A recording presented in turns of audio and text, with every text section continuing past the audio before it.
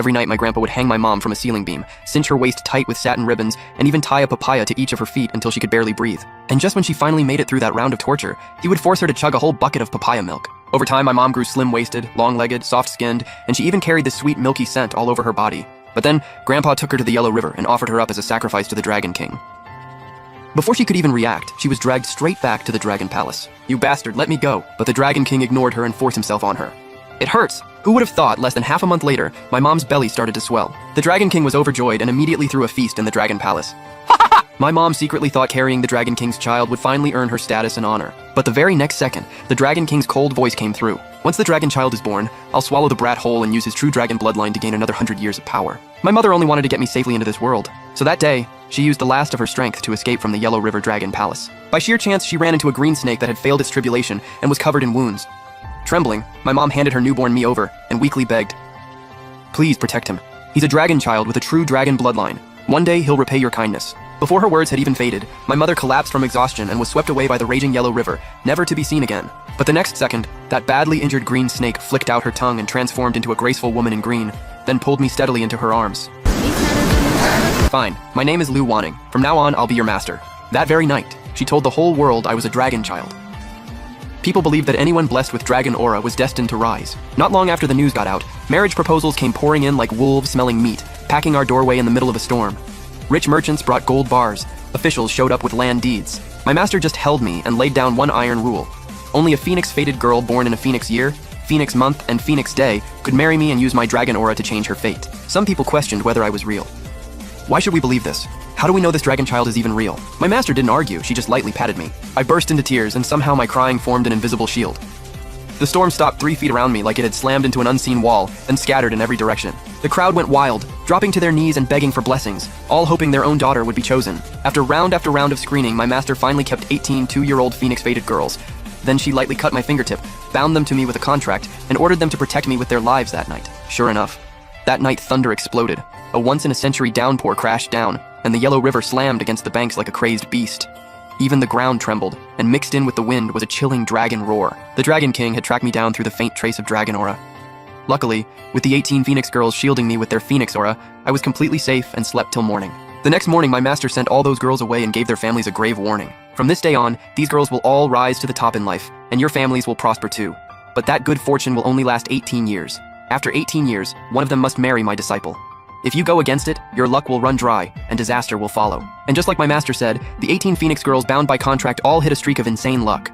The luckiest one picked up a lottery ticket on her way home from school and won 500 million, turning her ordinary working-class family into top-tier rich overnight. Even the last one to get lucky received a demolition payout notice from her hometown 3 months later, and the compensation was already in the 8 figures.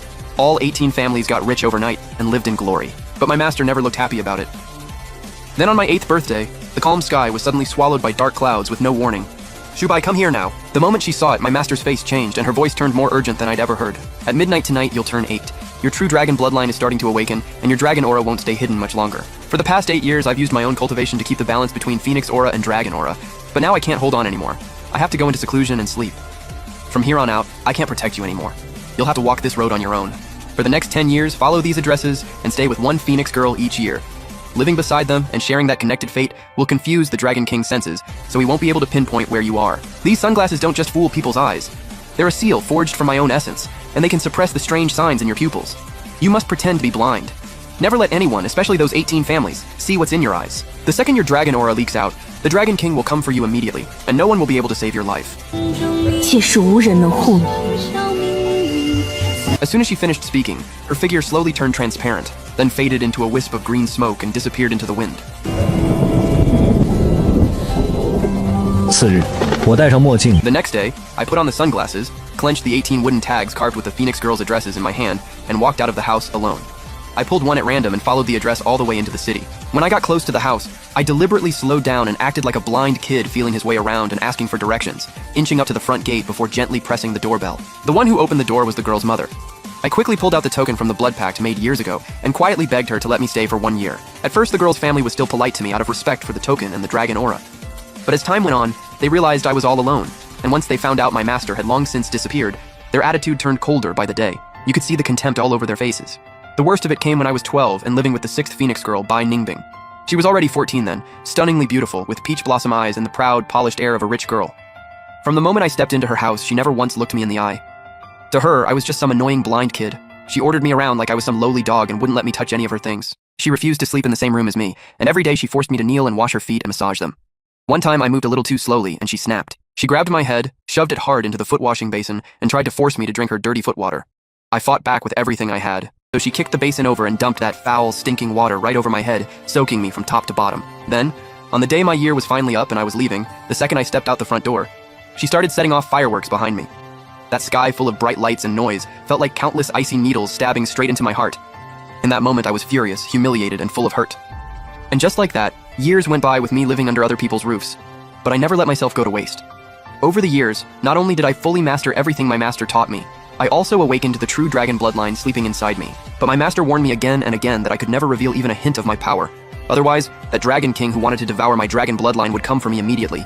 I had godlike power inside me, and I had to play a helpless blind man getting pushed around. That frustration and that silence ate at me for a full 10 years. By the time I finally made it to 18 and moved into my last host family, Su Unions, 18 years of fortune had already built the Su family into a real estate empire, and Su Union herself was a top idol dominating the entertainment industry, worshipped by millions.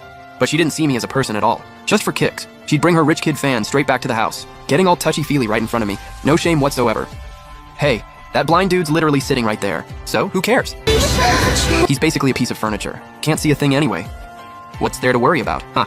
After that, filthy words and a nauseating stench filled the entire room, right in front of my face. The most humiliating disrespect you could imagine. But I couldn't move, couldn't let anything slip.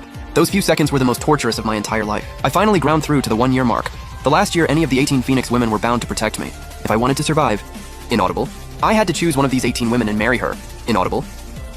I quietly made my way back to the old house. The yard was overgrown with weeds. The wind chimes were rusted over. But in the main hall, a full red groom's outfit was laid out neatly on the bed. My master had prepared it long ago. I put on the wedding suit, sat down in the chair, and waited from daylight until dark. Not a single one of the 18 Phoenix women showed up to honor the vow. Then, out of nowhere, a familiar voice came from outside the door. "Look at you, all grown up. You look great in that groom's suit." I spun around in disbelief and saw my master slowly walking in through the door. He looked just as young and striking as ever, but his face was pale, almost transparent, and his whole figure looked faint like a ghost. "Master, why are you back? I was worried about you. Had to come check on you." He smiled and reached out to fix my collar. I knew. He'd forced himself out of closed-door cultivation. For me, he was literally risking his life. "Master? They're not coming." "Says who? I'll bring them here myself." "But none of them want to marry me. If they had any sense, they'd be on their knees begging to marry you. To repay the debt they owe you for all those years of fortune. But if truly no one is willing, then you're gonna have to take that dragon blood back yourself. Don't embarrass me." I didn't fully catch what he meant. My face was burning up. He looked at me, his eyes full of a tenderness he could barely hold back. He was quiet for a long moment, then suddenly pressed a small pouch into my hand. I went to open it, but he stopped me. "This pouch is just a last resort. If truly no one agrees to marry you, opening it might just save your life.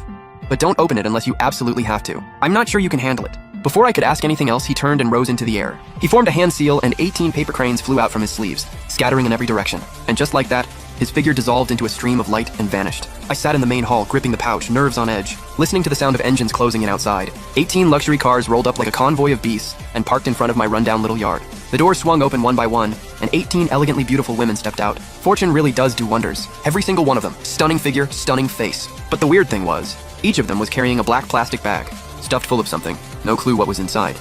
Kujixia was rocking a wine-red fishtail dress. Total boss lady energy. I remember when she was a kid, she tricked blind me onto the middle of a highway. If my reflexes hadn't been sharp, I'd have been flattened by a truck. Binding Bing had on a black leather jacket over a white cropped tank top, paired with a black leather skirt, smirking like she was here for the show. But I'll never forget the days she made me wash her feet and give her massages. Su Union, blue royal-style gown, elegant, regal, almost ethereal. But she had cheated on me right to my face. There's no way I'm picking her. Yu Kyuksu, ivory off-shoulder fishtail gown, gorgeous and refined. She looked down on me, sure, but she never actually did anything to hurt me. And her features? Classic good luck for her husband type. Maybe she's the one. While I was daydreaming about my options, Yu Su opened her mouth. "Hey, Shu! Those are some seriously long legs. Why don't you just marry Chung Shubai? You'd make a perfect walking stick for our little dragon boy." Kikujixia gave a cold smirk and cut a glance toward the main hall. "Your eyes are pretty, I'll give you that. Perfect for guiding a blind man around." The humiliation hit me like a wave. These Phoenix women, all looking flawless on the outside, pure venom on the inside. Then out of nowhere, Binding Bing snapped. "Enough! What is wrong with you people?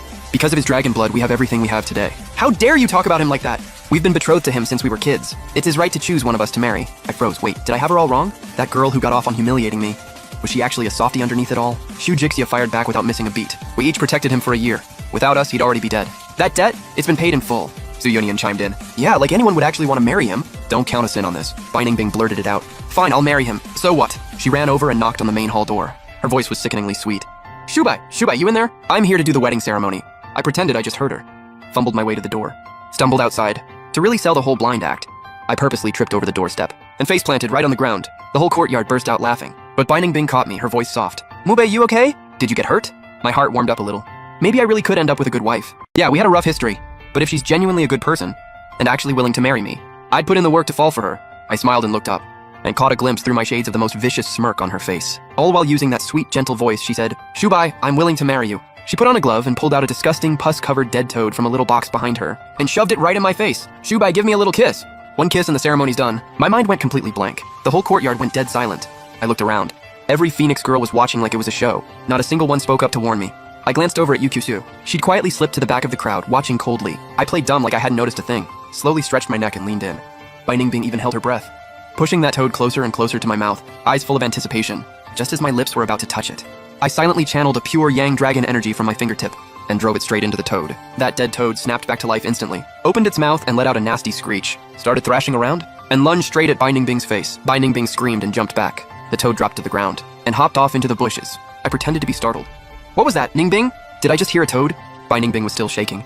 No, it's nothing, and just a rat. This dump hasn't had anyone living in it for too long. There's rats. I grabbed her wrist and smiled. It's fine, let's keep going with the ceremony. Without the toad as backup, Bai Ningbing panicked. She started struggling like crazy, started running her mouth. Let go of me, you blind piece of trash. Who said they'd marry you? Get your hands off me! 18 years of rage. The fury I'd been holding back nearly broke through right then and there. My dragon aura started leaking out, completely out of control. Bai Ningbing went pale as a ghost. She couldn't move an inch. Then suddenly the sky went dark with storm clouds. The faint shape of a dragon flickered through the clouds. A massive thunderclap cracked down. I snapped back to my senses. Damn it, in the heat of the moment, that tiny bit of dragon energy I let slip from my fingertip. The Dragon King sensed it. I yanked back my aura immediately, let go of Bai Ningbing's hand, but she thought I'd been scared off by the thunder. Xian immediately got cocky again, raised her hand and slapped me hard across the face. Her nails dragged 3 bloody lines across my cheek. A blind man. Can't even look at yourself in the mirror? Think about whether you're even worthy. When I said I'd marry you, I was just messing with you. You actually believed that. I forced down the rage burning inside me and said low and steady, You said it yourself in front of everyone. Out of your own mouth, well, you'd marry me. Bai Ningbing let out a cold laugh. Stepped back 2 paces. Oh, you want me to marry you? Sure. You're hurting my wrist. Get on your knees and bow your head to apologize. Then maybe I'll think about it. The Phoenix girls heard that and perked right up. Yeah, get on your knees. Who do you think you are? Acting like you have options. I took a slow, deep breath, pushed down the fury rising up in me. Breaking the contract. Aren't you afraid your luck's gonna run dry? That disaster's coming for you? Shu Dixia scoffed. 1 drop of blood and you think you own us for life? We're all billion-dollar families. Even if we give your dragon blood back, we're not gonna fall apart. Bai Ningbing heard that and seemed to suddenly remember something. She laughed and picked up a black plastic bag off the ground and hurled it straight at my face. You want your dragon blood back? Here you go. Bag wasn't tied tight enough. Hit the ground and rolled open. I instinctively looked down. Inside were dirty, blood-soaked cotton pads. My hands started trembling. The rage was too much to hold in. And at the same time, the sound of smacking and hitting filled the air. The Phoenix girls all started hurling their black bags at me, blood-stained cotton pads raining down everywhere. They were losing it, cackling like crazy, doubling over laughing. He can't see a thing! Throw it in his face! Ha ha ha! The dragon's son, just a blind trash picker. I had given them precious dragon blood, a blessing that could change their whole lives. And now they were repaying me with this filth. This humiliation cut deeper than everything they'd ever done to me combined. They stood over me, looking down at me like I was nothing, smirks dripping with contempt, stomping all over my dignity. But what they didn't know was, through the gap in my shades, I could see every single one of their faces clearly. Every forehead, dark as death, shrouded in a death aura. Their days were numbered. Look at your foreheads, black energy radiating off you, disaster written all over you. And you're still standing here feeling proud of yourselves? You really think the karma you've racked up can just be bought off that easy? Suddenly, the wind picked up and the sky went dark. A pressure, far more terrifying than before, crashed down like a mountain range falling from the sky.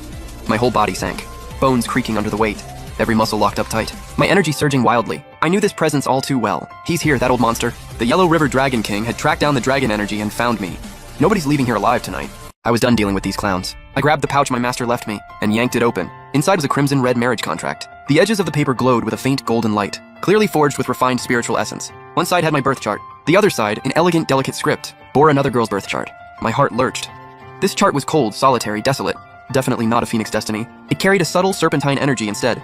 Those women never wanted to marry a blind man like me anyway. Now that they had a way out, they couldn't bolt fast enough. They threw out a few snide remarks, then stumbled over each other, rushing out of the courtyard. The engines of 18 luxury cars tore through the night. They peeled out like a pack of strays with their tails between their legs. Terrified Lu Wanning might change her mind and come after them, I quietly activated my Dragon Eye. A golden light swept across the direction they left. The moment they stepped out the gate, each person's fate palace darkened rapidly. The borrowed dragon fortune faded away. A dark, toxic energy coiled around them like a serpent, the unmistakable omen of betrayal's consequences. The courtyard fell quiet again. Liu Wanning leaped down and landed right in front of me. The sharp look in her eyes softened the moment they met mine, melting into pure tenderness. Her cool fingertips gently brushed the dust from my cheek. Her voice carried that familiar fussing warmth. Look at this dummy, actually worried about his master. I gripped the marriage contract, throat tight. Master, I was just talking out of anger earlier. The birth chart on this contract. He leaned in close to my ear, his breath warm and gentle. What 19th girl, are you scared? I'm not scared. I looked up, stubborn. Even if the Dragon King swallows me whole, I'd never beg those women who turned their backs on me. Liu Wanning smiled, eyes curving warmly. But before the smile even faded, a thunderclap suddenly cracked across the sky. Rain came crashing down in sheets. His expression went serious. He grabbed me and pulled me inside, bolting the doors and windows. He cupped my face in both hands.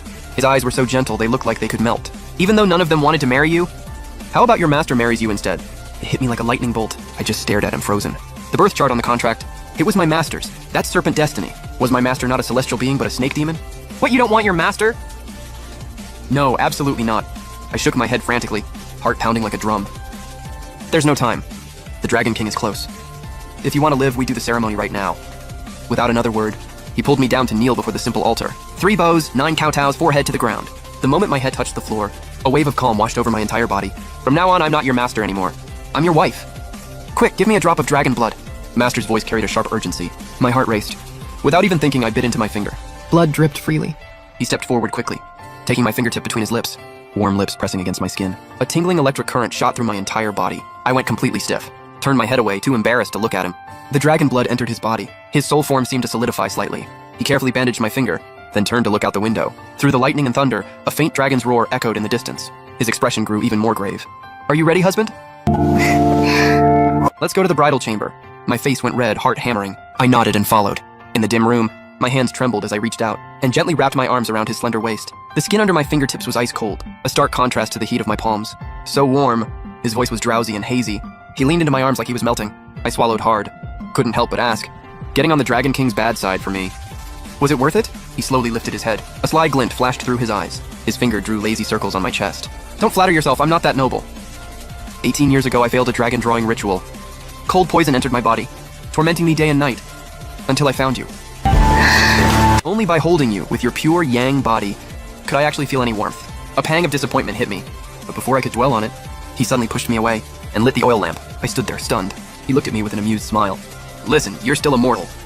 Your cultivation is too weak. If we go further, you won't be able to handle the karmic weight of a master and disciple marriage. With that, he reached into his robe and pulled out a small pouch of 5-colored rice. This rice is made from my spiritual essence mixed with dragon energy. Condensed and refined. 1 grain a day. It'll stabilize your physical body and slowly nourish your dragon vein. It lets you gradually awaken your dragon power, without tipping anyone off. Once you've reclaimed the dragon blood owed by those 18 women, you'll be completely reborn. Come find me then. He turned and walked out of the room, returning with a paper figure that looked exactly like me. This will take the hits for you. It'll hold for 1 year. Within that year, you have to get every one of those women to complete the ceremony with you. Otherwise, the Dragon King will eventually come for your life. The words barely left his mouth when his body swayed, nearly collapsed. I rushed to catch him. His face had gone completely pale, his whole body growing more transparent by the second. I forced through a seal restriction just now. On top of taking your dragon blood, I can't hold on. Before he even finished, he dissolved into a streak of green light and slipped into the marriage contract. Only a faint voice lingered in the room. Run, husband, now! The Dragon King has locked onto this area. If you don't leave right now, it'll be too late. A thunderbolt slammed into the center of the courtyard. The old house shook violently. Roof tiles cascaded down.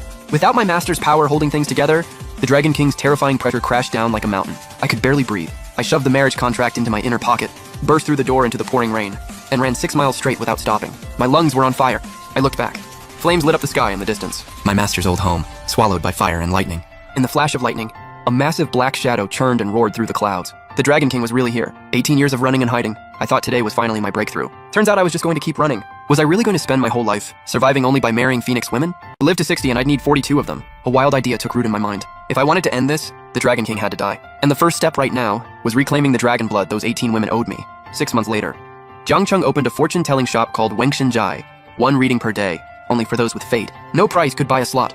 I sat in the Grand Master's chair, playing with my walnuts, half mask covering my face, and the golden dragon eyes beneath. 6 months on my master's 5-colored rice, and not only had I stabilized my body, I'd awakened part of my dragon vein's power. On the back of that alone, Wengshin Jai had built quite a name on the old street. Every client was wealthy or well-connected, but I didn't care about the money. I was waiting for the ones who owed me dragon blood to walk right through my door. "Excuse me, is the master in?" A woman's voice called out from the entrance.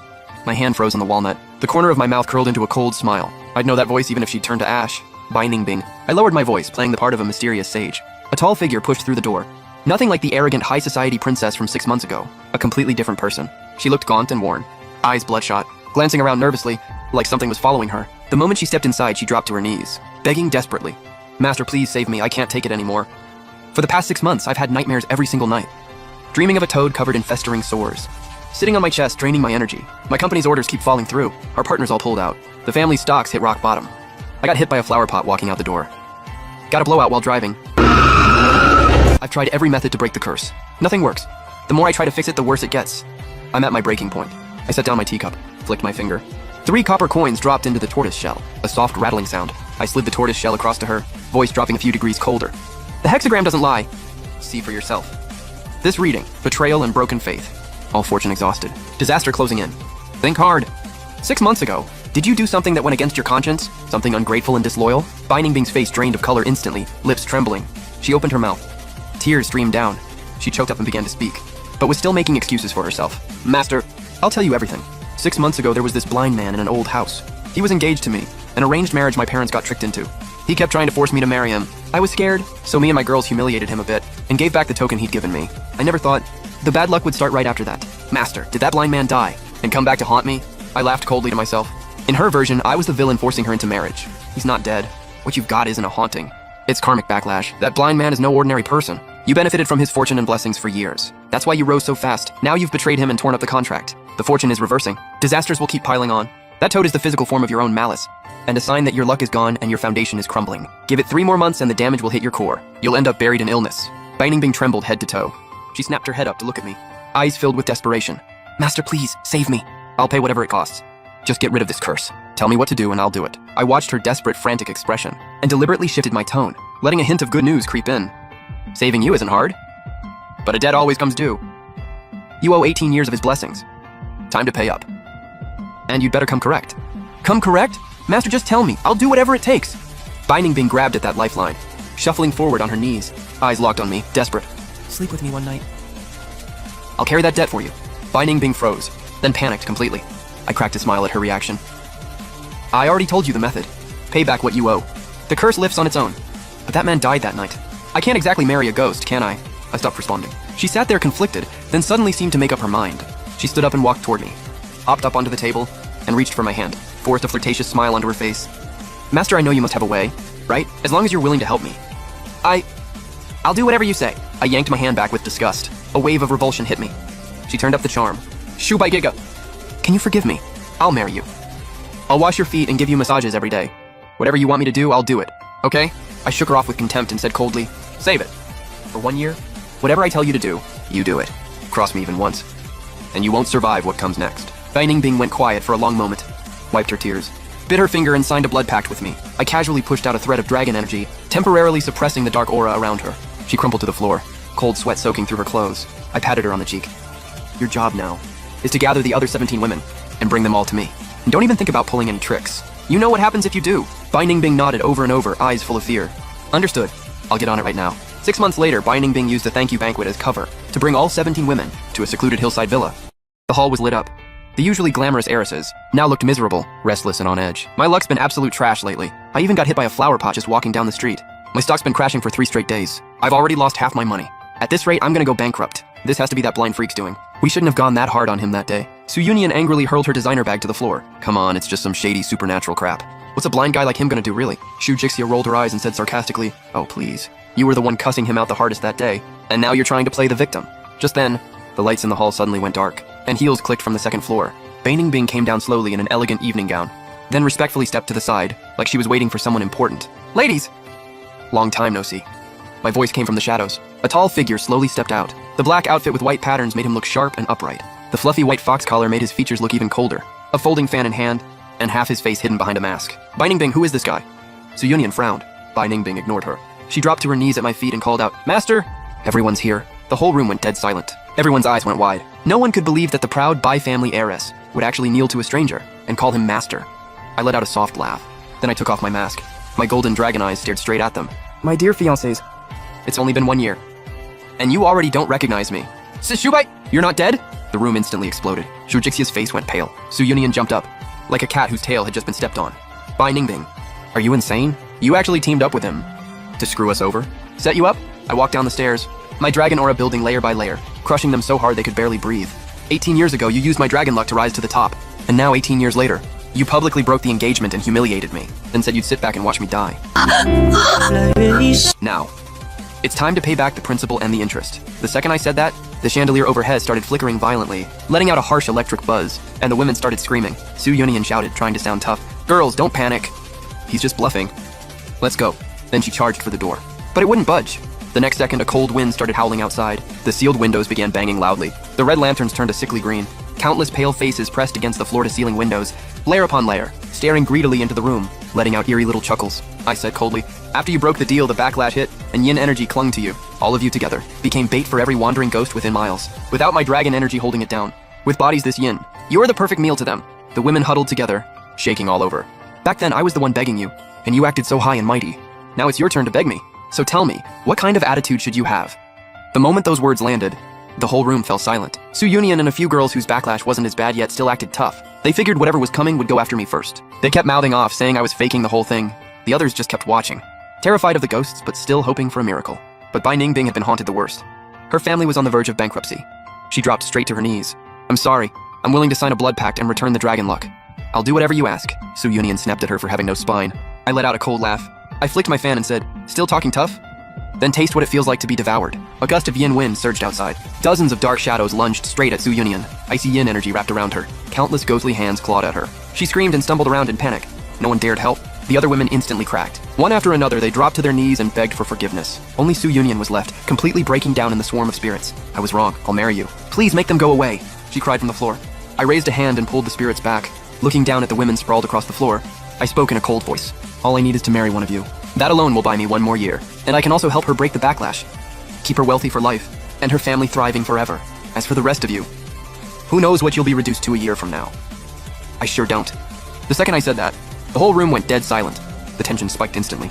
The women all started sizing each other up. Their eyes were full of caution and calculation. There was only one spot, which meant someone would have to betray the rest. "Shubai, I'll marry you." Shu Jixia was the first to react. She rushed over, dropped to her knees, and clung to my leg. Her eyes went soft. "Pick me. My background's clean. I've never even dated anyone. If you want me to call you master from now on, I will." "Get off him! I got here first." Another girl rushed over and shoved Shu Jixia aside. Then she knelt in front of me too. "Shubai, my family is in real estate. We've got money and influence. I'll give you half my company's shares as my dowry, so pick me." The women all swarmed in, fighting to be the lucky one. "Quiet," I barked. The hall instantly fell silent. "I can renew the pact with all of you. But there's one condition." I snapped my fingers. Bai Ningbing placed a drop of blood essence in my hand. "I can help you survive this disaster. Keep your family fortune intact, but the dragon luck on you has to be handed over." Then I started a live stream, looked at the screen and said, "Today I'm taking the dragon luck from all 18 Phoenix girls and giving it out to my viewers. With dragon luck in hand, your fortune's gonna skyrocket." Just as the women were about to sign the blood pact, a sharp scream suddenly came from outside. The 100 ghosts surrounding the villa acted like they'd seen their natural enemy. They scattered in every direction like maniacs and vanished without a trace in seconds. Something was off. Anyone who could scare off 100 ghosts in an instant had to be terrifyingly strong. My heart sank. I counted the people in the hall. 17. One was missing. I grabbed Bai Ningbing. My eyes ice cold. "Who is the 18th girl? Why isn't she here?" Bai Ningbing trembled all over. "It's Yu Qiuqiu." I texted her. I called her, but she never answered. So I thought she just didn't want to come. Yu Qiuqiu. The name hit my mind like thunder. Out of the 18 girls, she was the only one who never humiliated me. That night at the old mansion, I even thought that if I had to choose one, I hoped it would be her. And yet she was the one who never came. Boom! A deep dragon roar exploded above the villa. The whole building started shaking violently. The lights flickered on and off. Su Yunian collapsed to the floor. The other women all scrambled behind me, screaming nonstop. Then the front door of the villa blew open. A slender figure slowly walked in. It was Yu Qiuqiu. She wasn't the quiet, timid girl she used to be. She wore a striking red and black dress. Her long hair spilled down her back. Her face was ice cold, and her eyes carried the arrogance of someone above the whole world. She lifted her gaze toward me. Her voice was cold. Back then, my mother never signed that pact willingly. Liu Wanning forced her by threatening our family's safety. So why should I be the one paying it back? Before she even finished speaking, she slowly raised a hand. The air inside the villa froze solid. Then I realized in horror that the skin of all 17 Phoenix girls was turning pale right before my eyes, their life force draining away. I opened my dragon eyes. There I saw a pitch black shadow. It was coiled behind Yu Qiuqiu, greedily devouring the life force in the room. It was the Yellow River Dragon King, and in that moment I understood. Yu Qiuqiu had gone straight to the Dragon King to dodge the disaster, and she'd made a deal with him. Yu Qiuqiu suddenly smiled. Her laugh was low and hoarse, like two voices layered on top of each other. "My dear child, Thanks to you, all this feed has finally been gathered for me tonight. I'll swallow them whole. Then eat you too and add 100 years to my power. A terrifying pressure came crashing down. My knees buckled and I dropped to the floor. A mouthful of blood burst from my lips. The bloodline suppression made it impossible for me to move. This was actually a father-son showdown. Yu Qiuqiu flashed in front of me. She seized my throat and lifted me off the ground. My dragon energy was being ripped away from me. I could feel myself suffocating. My vision started to blur. Was I really going to die here? My mother's grudge wasn't avenged yet, and I still hadn't fulfilled my promise to my master. I couldn't accept this, no. I roared with the last bit of strength I had left. Golden light burst from my body. Another power in my blood suddenly woke up. A massive boom erupted from underground. The floor exploded. Chunks of stone flew everywhere. Muddy yellow river water shot up like a fountain. It slammed Yu Qiuqiu away. In the crashing wall of water, a blurry figure slowly appeared. Surrounded by wailing spirits, it was my mother. Master had told me before. From the day I was born, my mother had been sealed at the bottom of the Yellow River by the Dragon King, suffering endless torment, neither human nor ghost, and now she had broken the seal to stand in front of me. You bitch, even dead you still dare ruin my plans? A black dragon shadow burst out of Yu Qiuqiu. It turned into a massive black dragon. It clawed wildly at my mother's figure. My mother might have been a ghost of pure yin, but in front of the Dragon King's pure yang power, she kept losing ground. Her figure was starting to fade. Shubai, my mother's voice cut through the roar. If you can't escape this disaster, then give the dragon blood to the marriage pact. It protected you for 18 years. If you can't get through this, then it's time for you to repay it. My whole body jolted. Looking at my mother as she was about to disappear, I nodded hard. Then I pulled out the marriage contract I kept on me. I shouted at the women, frozen in shock. What are you still standing there for? Sign the blood pact. And give my dragon blood back! Binding Bing and the others were scared out of their minds. With trembling hands, they pressed their palms onto the blood pact. Golden blood flew out from between their brows. It gathered in my palm. I didn't hesitate. I merged my own dragon blood with those beads of blood, then poured them all into the marriage contract. A shrill scream rang out. My mother's figure was completely torn apart beneath the black dragon's claws. She vanished into the storm. I screamed my lungs out, my heart ripping apart. The black dragon let out a sky-shaking roar, then came down at me like a bolt of black lightning. Right then, the marriage contract suddenly burst with blinding golden light. A cold shout rang through the heavens. Get lost! A massive green serpent phantom burst out of it and sent the black dragon flying. As the light faded, Liu Wanning slowly drifted down, standing protectively in front of me. Her green robes looked like a painting, her long hair whipping in the wind, like a goddess descending from heaven. She turned around, her cool fingertips cupping my face, her eyes full of heartache. Idiot, who told you to charge him head on like that? But my husband's grown up now. At least he won't get played by some girl that easily anymore. Master, run! I was in a panic. My voice was raw and hoarse. He's after me. You've already saved me once. You don't need to die for me again. Liu Wanning looked at me and suddenly smiled. A smile so heartbreakingly beautiful it hurt. The last time I saved you, it was because 18 years ago I failed to become a dragon. The cold poison invaded my body, and you warmed me with your pure yang body. I was only repaying that debt, but this time it's different. How is it different? I was on the verge of tears. She stepped forward and held my face, looking me straight in the eyes. What did you just call me? Master, wrong. Her voice was firm and final. You should call me your wife, don't you know? Snakes are sensual by nature, but we're also fiercely loyal. Once we choose someone, it's for life and death. The black dragon burst out laughing as he circled overhead, looking down at Liu Wanning with contempt. Who do you think you are? So it's you, the little worm who failed her tribulation. A snake dares act up in front of a true dragon? Then today I'll eat you too. Liu Wanning's eyes went cold.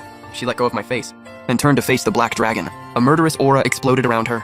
Lay a finger on my husband, and it's war. She turned into a streak of blue light and shot skyward. She crashed straight into the black dragon. The two figures blasted through the roof, fighting beneath a sky full of lightning and thunder. Every single collision came with a deafening boom, and even the heavens changed color. But gradually, the dragon roars grew stronger. While Liu Wanning's presence kept fading, a bolt of lightning tore across the sky, and Liu Wanning, like a kite with a snapped string, came crashing down right in front of me, blood spilling from her mouth, her face white as paper. See that? That's fate. The black dragon circled overhead, his voice crashing like thunder. A snake is just a snake. It can never become a dragon. My dear son, you carry the blood of a true dragon, and you still pinned your hopes on some worthless snake demon. What a disappointment. I clutched Liu Wanning tightly, my heart twisting in pain. The true dragon blood inside me surged, and a chill spread through my whole body. I looked down at the pale face in my arms, and whispered, Master, haven't you always wanted to become a dragon? Then today I'll make that happen for you. Before she could react, I forcefully reversed all my meridians, gathering all my dragon blood into my heart, then spat out a mouthful of burning heart's blood, and forced it all into her body. Liu Wanning let out a sharp, desperate cry, but it was already too late. A pillar of golden light burst out of me and poured into Liu Wanning's body. I could feel my life slipping away fast. My dragon essence completely disappeared. A bone-deep yin chill replaced the pure yang I used to have. From that moment on, I would fall into endless darkness, becoming an extreme yin fate. Meanwhile, bathed in golden light, Liu Wanning's body swelled, transforming into a massive green serpent. Then, in the very next second, something unbelievable happened. Her green scales instantly turned silver white. 4 claws grew beneath her. A huge pair of green wings spread from her back. Her eyes became clear-slit pupils. Dragon horns rose from her head. A majestic silver-white true dragon coiled high in the sky. In that instant, the world changed color, and dark clouds rolled overhead. No way! How can a snake become a true dragon? For the first time, fear flashed in the black dragon's eyes, and he turned to run. The silver dragon opened her mouth. A terrifying blast of dragon breath shot out, locking the black dragon in place instantly. His body started sizzling under the dragon breath. Those black scales cracked apart inch by inch. He let out a blood-curdling scream, but he couldn't break free of it at all. Then the silver dragon beat her wings and bent space itself, appearing above the black dragon in an instant. Her massive claw carried enough force to tear space apart and came crashing down on the black dragon's head. The black dragon's body exploded into black smoke, and the golden white dragon breath burned it to nothing. It vanished into the sky with the dark clouds. The next moment, rainbow clouds filled the sky, and dragon energy poured over the earth like rain. I couldn't hold on any longer, and my body fell limp backward. A warm presence caught me. The silver dragon rapidly shrank, returning to Lu Waning's human form. Her forehead pressed against mine.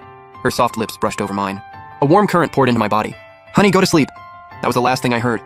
Everything went black, and I completely lost consciousness.